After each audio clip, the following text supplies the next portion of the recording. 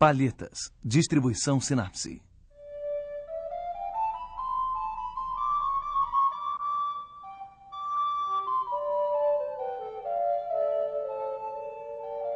Um relevo ondulado orlado de colinas arborizadas. No topo de uma delas, um grupo de casas. No outro, um vilarejo. Em um pequeno vale, entre as folhagens, uma cachoeira sobre um rio. À direita, sob um ramalhete de carvalho, adianta-se um pastor. À esquerda, o tronco de um carvalho se evidencia sobre uma fonte. Uma mulher nua apoia-se na borda com a mão direita. Na mão esquerda, ela segura uma garrafa de cristal. No centro, 3 pessoas estão sentadas na relva. Uma outra mulher nua com o rosto virado para a direita. Ela segura uma flauta. Um rapaz de cabelo claro, bem cacheado, abaixa a cabeça em direção à direita. Do lado dele, um rapaz de cabelo comprido e negro toca um alaúde. Lembrança da Arcádia.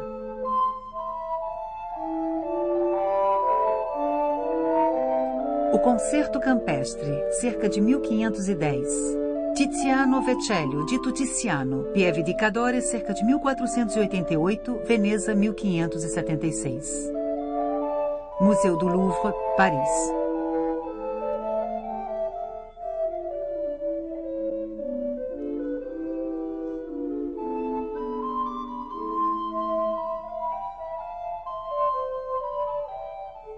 O quadro, pintado em Veneza no início do século XVI, reaparece mais de um século e meio após a sua execução.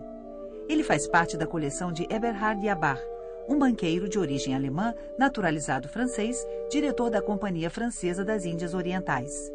Os maus negócios obrigam o banqueiro a se desfazer de sua coleção. Em 1671, Colbert compra por conta de Luís XIV um quadro e mais de 5.000 desenhos.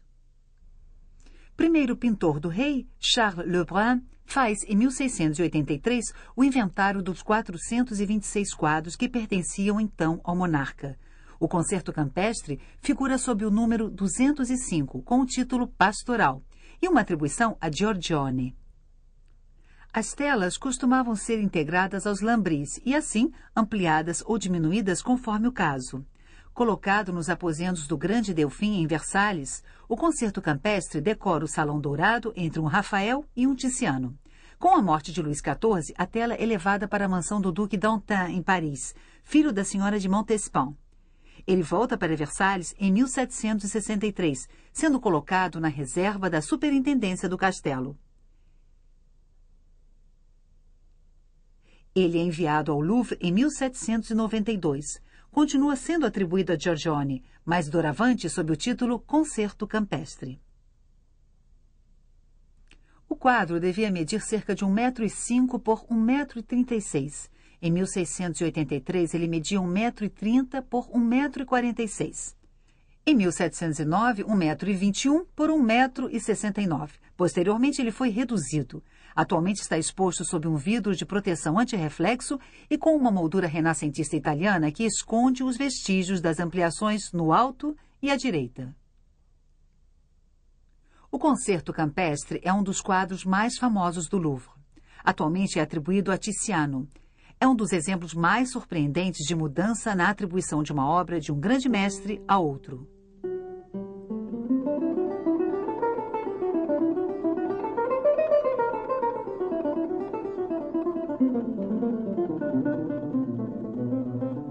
Os pintores venezianos são os primeiros a trabalhar com a tela esticada sobre uma armação, meio de suporte que se populariza por volta do final do século XV.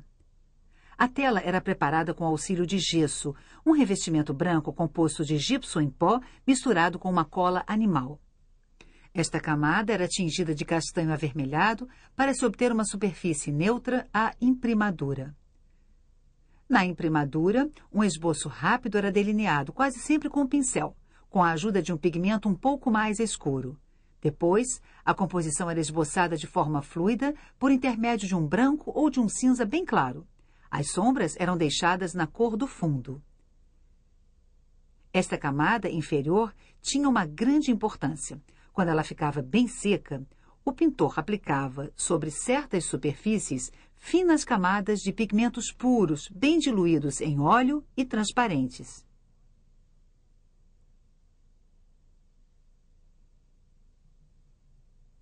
O tom final era produzido pelo acúmulo desses filmes translúcidos ou glacis.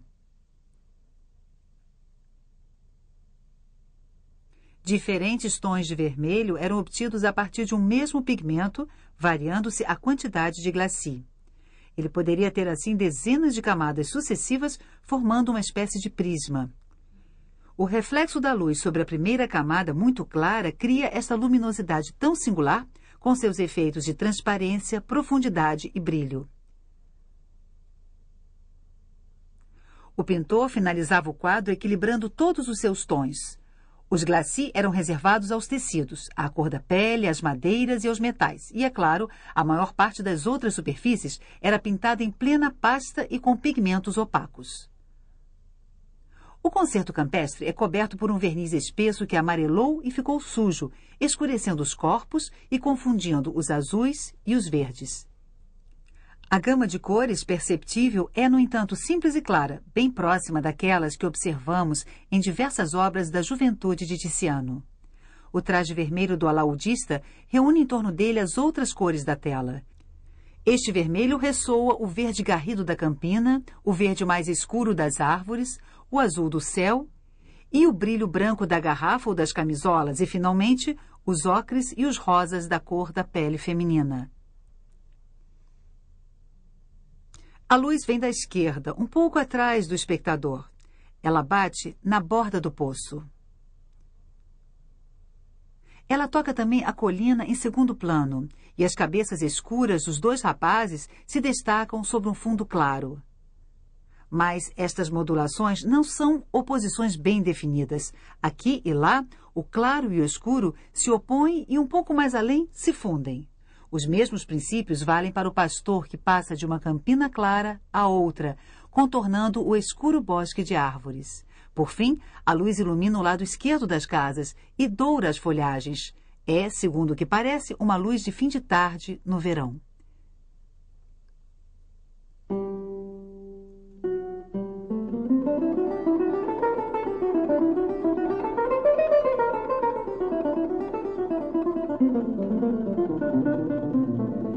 Se o concerto campestre foi atribuído por tanto tempo a Giorgione, é por apresentar múltiplas afinidades com outras obras do pintor veneziano. Le Crépuscule,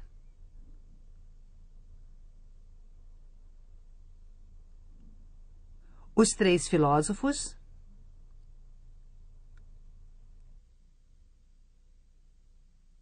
A Tempestade. Os quadros formam composições enigmáticas em que os sujeitos ocultos dividem os especialistas, como em diversas obras de Tiziano. Giorgione dá um grande espaço à paisagem, que participa de uma espécie de meditação filosófica e poética, tema que se encontra também nas obras de Tiziano.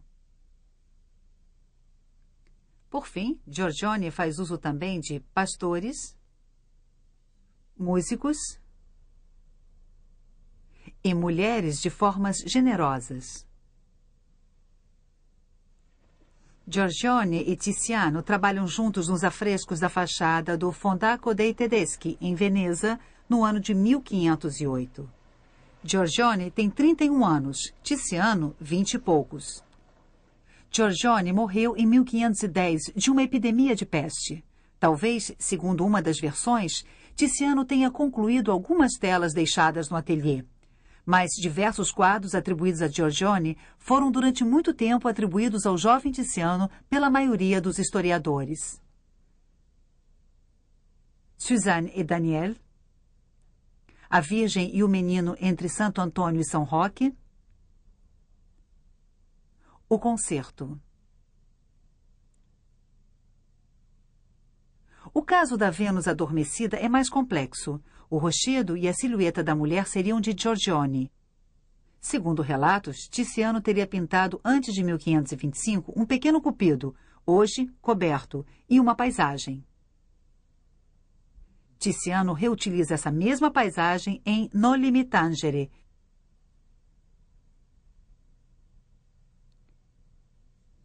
E também em O Amor Sagrado e o Amor Profano, mas invertida e acrescida de uma torre.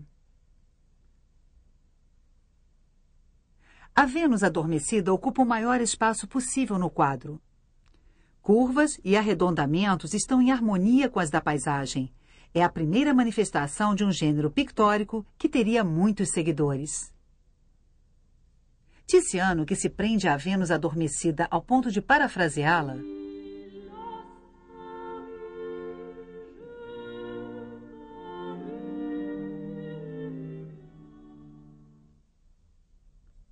não se cansará, no decorrer de sua longa carreira, de voltar ao tema da mulher nua deitada à frente de uma paisagem.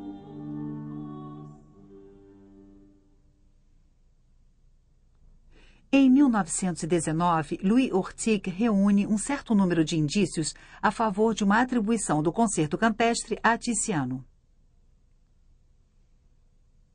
Um desenho do British Museum mostra um casal de músicos. Na silhueta da mulher, reconhecemos a flautista do quadro. Observou-se que a mulher não foi desenhada com a mesma tinta. Talvez se trate de um desenho preliminar de Giorgione, conservado e finalizado por Tiziano. A outra parte do desenho conserva o estilo de Tiziano, que reutilizaria anos mais tarde o Cordeiro Adormecido em seu São João Batista. O rapaz loiro de cabelo comprido reaparece em várias obras de Tiziano, particularmente nos afrescos de Pádua, feitos em 1511, logo depois da morte de Giorgione.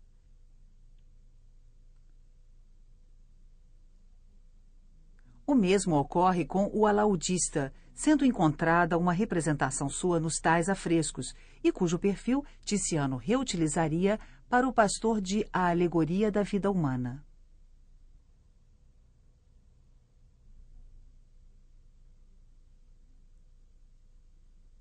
E também para um personagem de Suzanne e Daniel.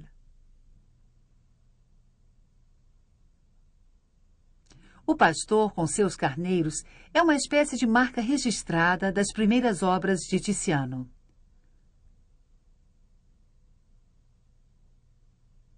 Noli me tangere,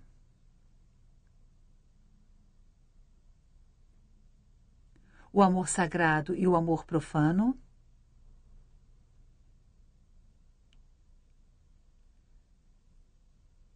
A Virgem e o Coelho, A Alegoria da Vida Humana.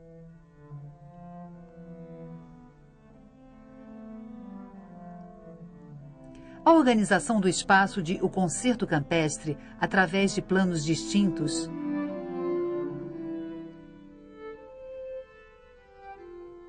é muito semelhante àquela que se observa em outras obras do jovem Tiziano, como A Alegoria da Vida Humana, ou ainda Noli me tangere.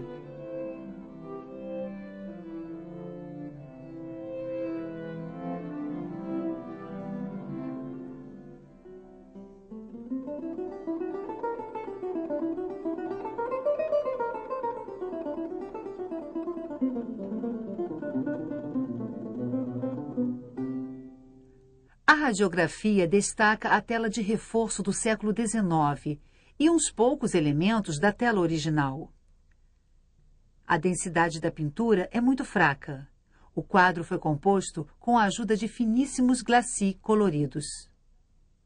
Mas no lado esquerdo da tela, a espessura do pigmento é o mais importante. A silhueta da mulher em pé encobre uma primeira versão bem diferente. Originalmente, a mulher era representada de frente, as pernas paralelas, o rosto voltado para o grupo central e o braço esquerdo erguido em direção ao grupo. Esta silhueta traz uma comparação com uma outra pintura de Tiziano, O Amor Sagrado e o Amor Profano. A mulher, à direita, tem uma posição semelhante e oferece uma taça. Talvez Tiziano tenha aproveitado este mesmo desenho de base. Mas a silhueta lembra também uma gravura de Marcantonio Raimondi, de 1508, inspirada em uma obra desaparecida de Giorgione, intitulada A Primavera. Parece que a primeira personagem de O Concerto Campestre tinha a mesma forma da cabeça, O mesmo corpo opulento, todavia a posição dos braços exatamente inversa. Talvez ela carregasse recipientes semelhantes. Na realidade, a radiografia mostra em uma posição inferior uma estrutura redonda que poderia ser a abertura de um recipiente. Talvez existisse ali o esboço da posição original da mulher em pé. Ela seguraria com a mão direita a jarra, cuja água despejava no chão. O negativo mostra também uma outra posição da mão e da jarra. O pintor posicionou o braço esquerdo da mulher em direção à esquerda do espectador. Ao mesmo tempo, ele mudou a direção da cabeça, virada então para a fonte. O braço que antes segurava a jarra não foi alterado, mas a mão se apoia na beira da fonte. A jarra passou para outra mão. A posição original, dentro demais do poço, com certeza não foi do agrado do pintor.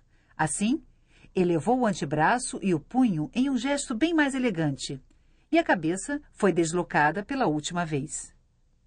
A torção do busto corresponde a uma torção inversa dos membros inferiores. A perna esquerda da mulher passa atrás da direita. Uma parte das modificações pode ser notada por simples fotos em infravermelho. O traço original da perna esquerda é visível na relva e na ponta do traje do alaudista. É possível notar também a posição intermediária do braço e a segunda posição da jarra. O mesmo negativo mostra uma rede de linhas finas. O personagem foi passado a limpo a partir de um desenho, segundo o método tradicional de quadrículos. Mais aprimorada que a simples fotografia, a técnica de reflectografia em infravermelho permite analisar, com o auxílio de uma câmera de vídeo, a reflexão da luz sobre camadas mais ou menos profundas de pigmentos. É possível notar em alguns lugares o primeiro desenho feito com pincel na imprimadura, ou ainda observar um arrependimento na posição do pé do pastor. Do mesmo modo, o pintor experimentou diversas posições dos dedos da mulher, que talvez segurasse uma taça antes de segurar a jarra. A segunda posição de seu braço também é visível, mas a reflectografia não permite ler o que há embaixo dos repintes opacos e não traz outras informações sobre a posição exata da primeira mulher nua.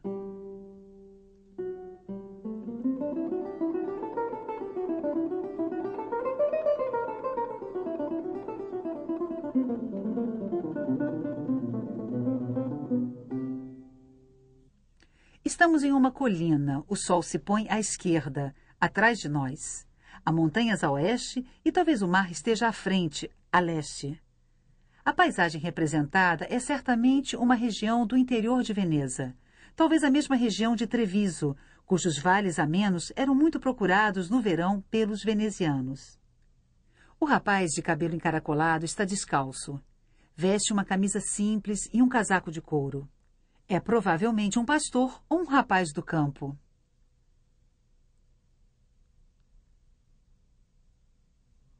O alaudista usa uma boina de veludo vermelho amarrada com um laço preto, que combina com seu pequeno manto.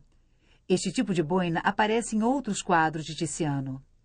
A roupa de seda é tingida de vermelho de kermes. Esta cor era sinal de luxo, assim como a camisa fina bordada e o modelo de mangas bufantes. O rapaz usa calzes, meias bicolores que indicam que talvez ele pertença a uma confraria, a Companhia della Casa. Estes grupos de 3 rapazes pertenceriam a uma espécie de ordem da cavalaria. Eles se dedicariam à música e acompanhariam diversos eventos da vida veneziana. O rapaz de vermelho veio da cidade e trouxe com ele um instrumento de música caro e frágil, que contrasta com a simples flauta pastoral nas mãos da mulher. O alaúde de 5 cordas duplas, acrescidas de uma prima, é um instrumento frequente nas imagens venezianas da época. E uma das 2 mulheres, embora nua, exibe também as marcas da moda aristocrática. Cabelos presos em coque por um leve véu de seda pendendo sobre os ombros. Mas por que estas moças nuas estariam no campo ao lado de homens vestidos que parecem ignorá-las? Por que a flautista está nua e sentada em uma posição tão desenvolta? O que faz a outra mulher de aparência mais nobre? Teria ido buscar água ou se prepararia para despejá-la na fonte, o que parece absurdo. Poderia se tratar de um simples encontro bucólico em um belo fim de tarde de verão entre dois casais, sendo que um viria da cidade para visitar o outro do campo. Essa explicação sempre pareceu simples demais aos historiadores da arte, que elaboraram hipóteses mais complexas. As duas moças seriam ninfas da floresta, invisíveis aos olhos dos outros personagens, mas reveladas ao espectador pelo pintor como faria um poeta em um poema elegíaco. Isto explicaria o gesto da mulher da esquerda. As ninfas dos rios enchem as fontes. O quadro seria uma alegoria da poesia. Em um baralho de cartas do jogo de tarô dito de Mantegna, impressas em Ferrare por volta de 1468, existe uma figura da poesia. A personagem sentada toca a flauta com uma das mãos e despeja a água em uma fonte com a outra. A figura da música é uma mulher sentada que também toca flauta e tem um alaúde aos pés.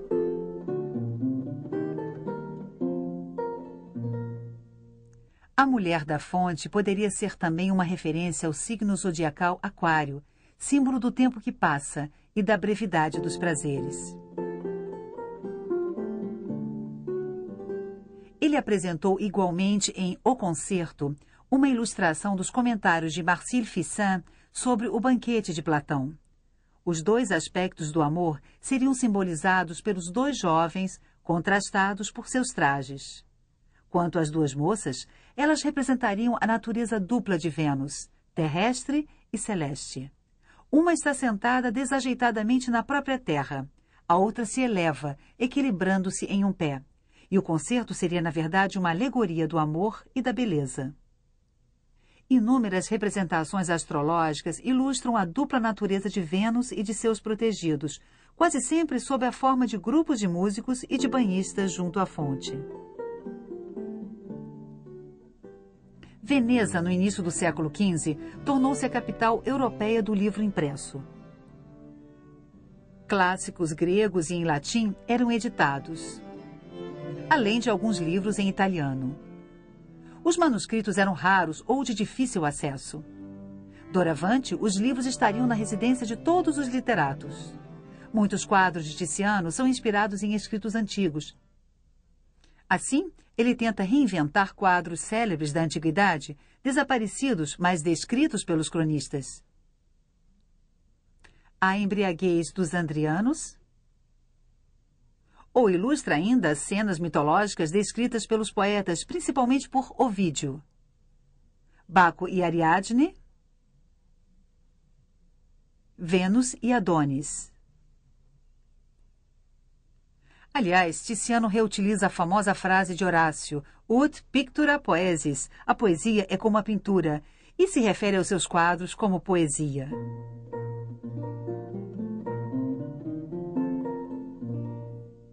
Assim, o concerto poderia ilustrar a lenda de Orfeu, contada por Ovídio.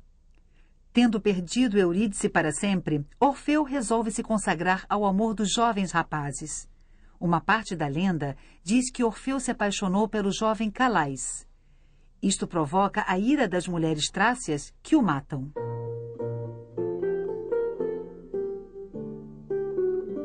O quadro poderia também evocar o poema de Teócrito sobre a lenda de Dafne, o pastor que teria inventado a poesia bucólica. Tornado cego por uma ninfa à qual havia jurado fidelidade, ele passa a vida a cantar seus lamentos.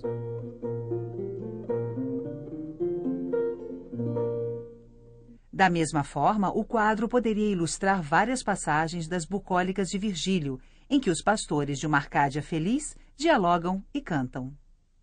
Arcádia é uma região montanhosa do centro da Grécia. Seus antigos habitantes possuíam a reputação de viver uma espécie de era dourada pastoral, sem convenções, sem problemas, às vezes sem roupas. A música e o canto eram suas principais ocupações. O tema da Arcádia renasce em Veneza no início do século XVI. Um dos maiores sucessos do grande editor Aldo Mannucci, L'Hypnerotomachia Polifili, ou O Sonho de Polífilo, publicado em 1499, foi escrito por um monge, Francesco Colonna. Ilustrada com gravuras, esta narrativa esotérica conta a procura do amor em uma paisagem pastoral repleta de ruínas antigas e inscrições. Ela combina a alegoria espiritual com a apologia do amor carnal. Paisagens, fontes, nus e músicas inspiram tanto Giorgione como Tiziano. Na montanha, próximo a Treviso, os venezianos estabeleceram Catherine Cornaro, ex-rainha do Chipre. Construíram para ela a cidade ideal, Asolo. Na corte viviam pintores, sábios, eruditos e poetas. O humanista veneziano Pietro Bembo, amigo de Giorgione e que mais tarde se tornaria amigo de Tiziano, publica em 1505 Gli Assolani, o povo de Assolo. Uma série de discursos de personagens alegóricos sobre o amor.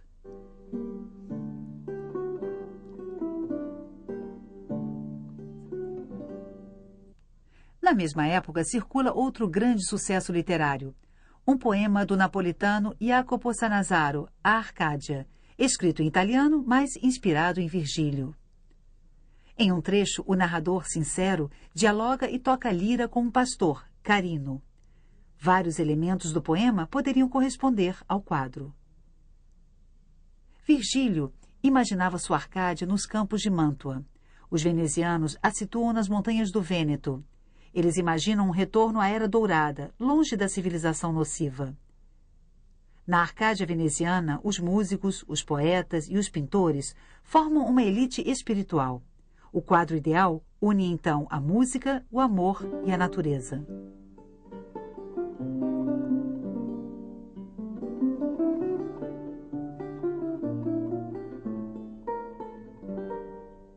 Alaúde e flauta, os dois instrumentos eram considerados incompatíveis.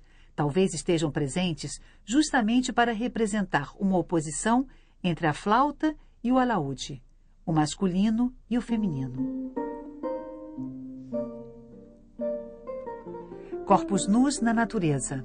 Cavidades e sombras trazem novas curiosidades, novas indagações. Os vincos e os laços do drapeado parecem ecoar as cavidades e dobras do corpo. Doravante, a pintura traduziria a dimensão erótica da beleza. Se o corpo é tratado como uma paisagem, a própria paisagem é um corpo amoroso. À margem de um desenho atribuído a Giorgione, Le Joueur de Viole, o artista imaginou um tronco de árvore de contornos femininos. Esta mesma árvore é encontrada, só que menos explícita, no desenho que mostra um casal de músicos. Em O Concerto Campestre, o tronco de árvore atrás da fonte se inclina segundo a mesma curvatura da mulher nua. As folhagens do carvalho são densas e frondosas como o cabelo do pastor. Os sucessivos vales do interior ecoam os dos corpos. Com Giorgione e Tiziano, a paisagem se tornou o lugar de uma metáfora erótica.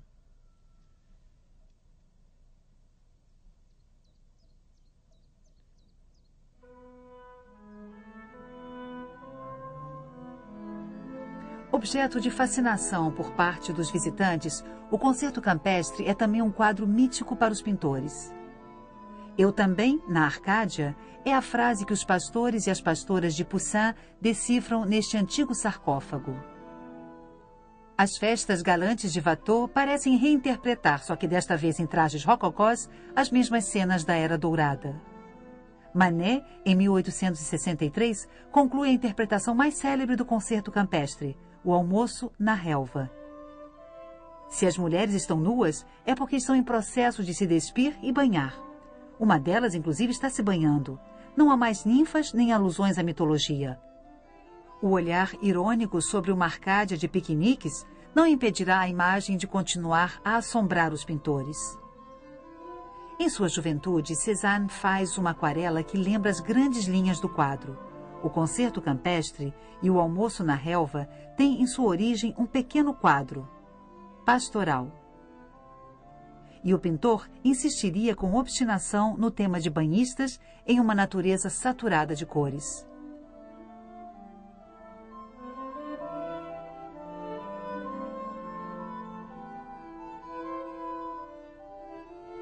Como Matisse, que o retoma e o desenvolve, nomeando-o de forma explícita: luxo, calma e voluptuosidade.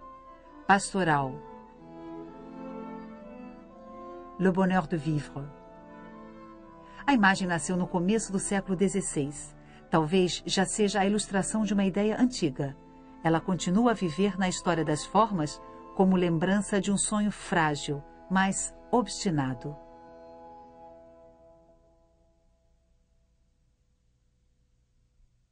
Versão brasileira Audio News.